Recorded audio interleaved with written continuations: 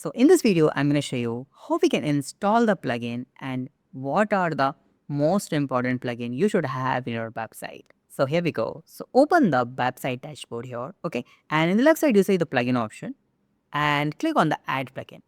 From here, you can search the plugin. You will get here a lot of plugin.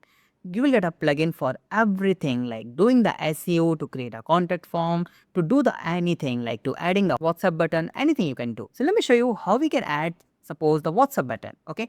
So let me just search here WhatsApp like this. Okay.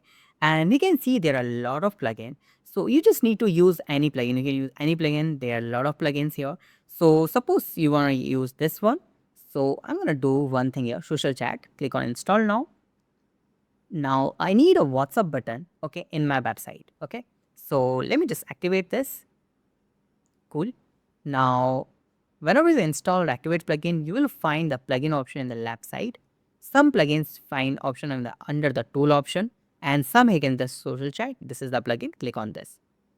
Now scroll down, and you can see the option of welcome. Okay.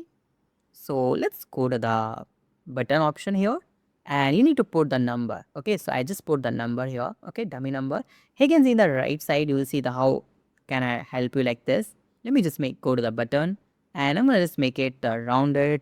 Remove the round corner.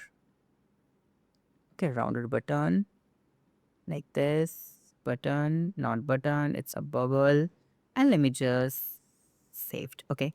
Now let me just open my website. You can see in the right side, you will see the WhatsApp button. So whenever someone click on that WhatsApp button, that will redirect to the user's WhatsApp directly because we are using here the web browser. So that is not redirecting us. When you use the mobile app to click on this, so that will open your WhatsApp and automatically you will receive a message from the user.